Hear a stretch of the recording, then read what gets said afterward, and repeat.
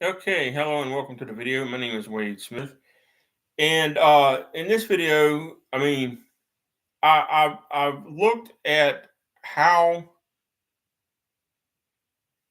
submissions are supposedly scored, which are never scored the way they're supposed to be scored, but supposedly scored in the UFC, and whether attacking and defending submissions gets any kind of credit in the UFC fighting system. And it seems to me that they reward a person just for trying to submit you, whether or not it was a competent submission. And so, just to give you an example, one classic example in MMA, they very often go for the rear naked choke, as I'm pretty sure anybody who's watched MMA knows. But you'll notice that the rear naked choke actually requires this figure four design and sort of a triangle around under your neck, which I can't really show you the exactly correct way on myself. But if I had a partner, he would get the picture anyway. And one hand behind the head to apply pressure, and the other hand under the throat to either attack the throat directly or to attack the carotid and jugular. All right. So you can either blood choke them with the RNC or you can air choke them with an RNC. All right. Well, either way, the way to beat the rear naked choke is to turn your head sideways into it and try to sneak one hand up in there. Well, if they're attacking you with two hands on your head and neck, and you're defending with one hand inside to try to keep the choke from getting deep, that means you've got one free hand and you got two free feet. All right. So you got one extra free hand compared to your attacker. So here's the thing. I have the theory that in street self defense, the person defending himself has the advantage. Um, and even in MMA, the person defending himself from the attack has the advantage. So they're attacking by trying to choke you out with two hands versus your neck.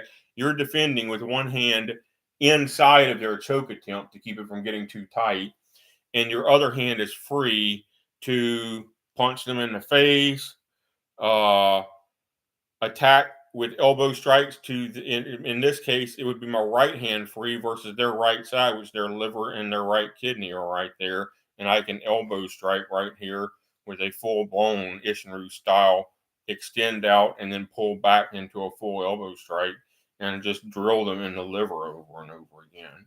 All right. uh So liver body blow knockouts happen all the time in boxing. They happen less often in MMA because the MMA fighters seem to be incompetent and don't know how to throw strikes.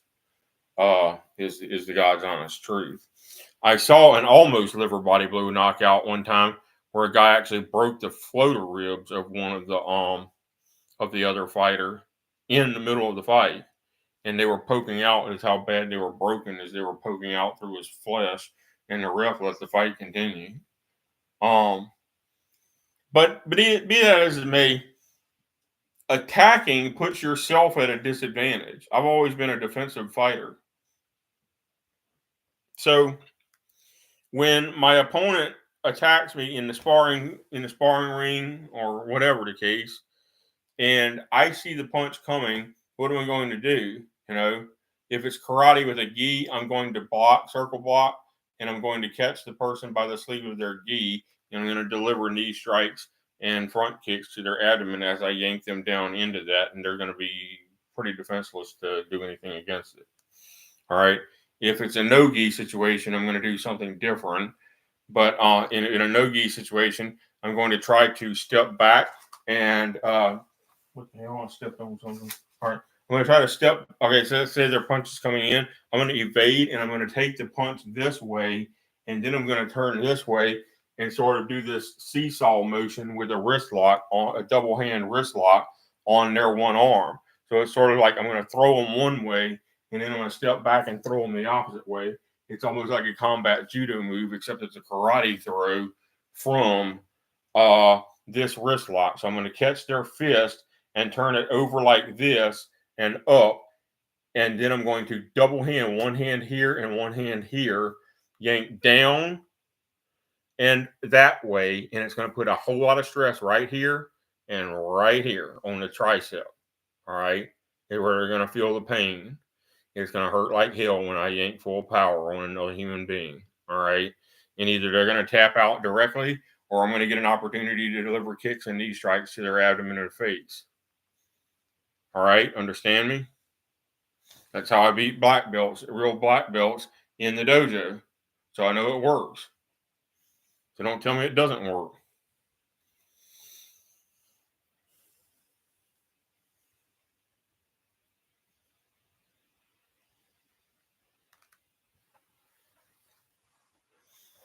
That's how I beat ex-Marines and police officers too. All right.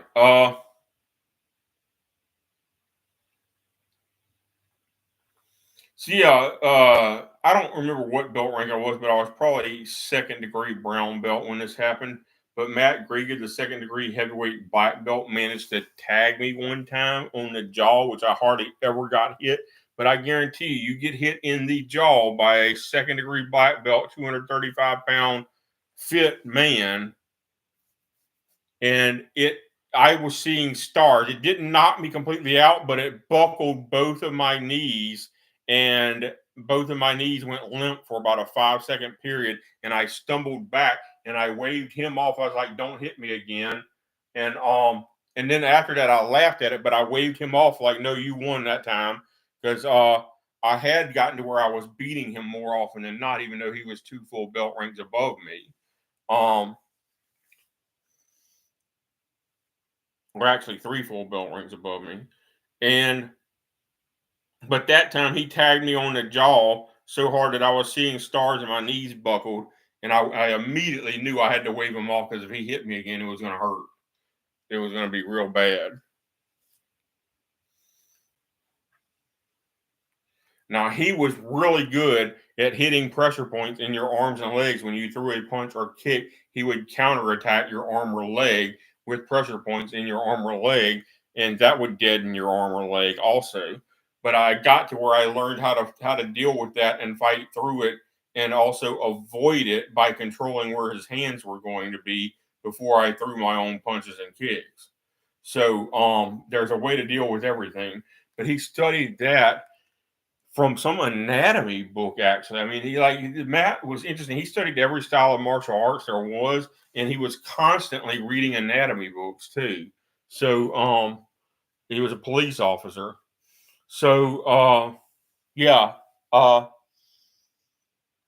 I guess you could call another thing about this video.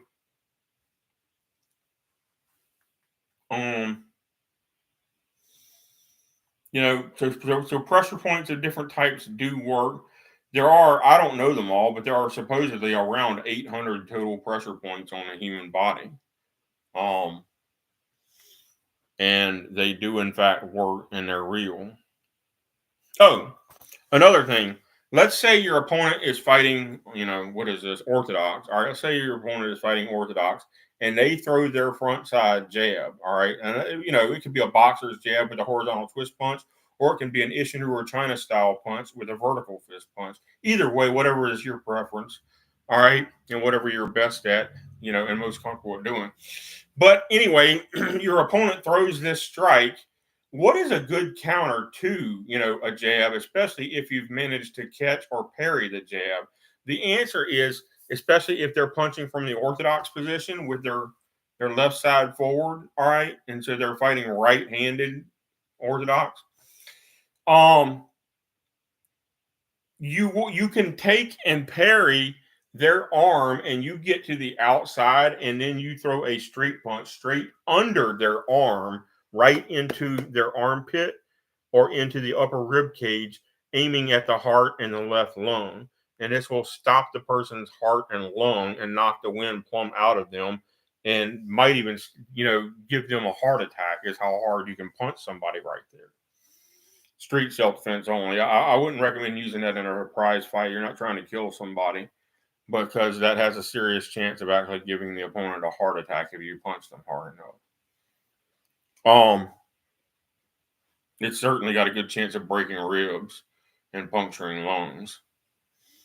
So whenever we were looking at bunkai of kata in Isshinryu, one of the 6 main purposes of Isshinryu bunkai was, in quote, internal damage to vital targets on the human body is what we're aiming for. We're not dancing We're not choreographing. We're fighting. All right. So everything in Isshinryu is about winning a fight, a real world fight in a military self defense situation or a street self defense situation. Is what Isshinryu karate is primarily for. All right, I'm done with the video. I'm starting to meander and forget what I was really talking about. But okay, it's all right. It's only 10 and a half minutes long. That's not too bad.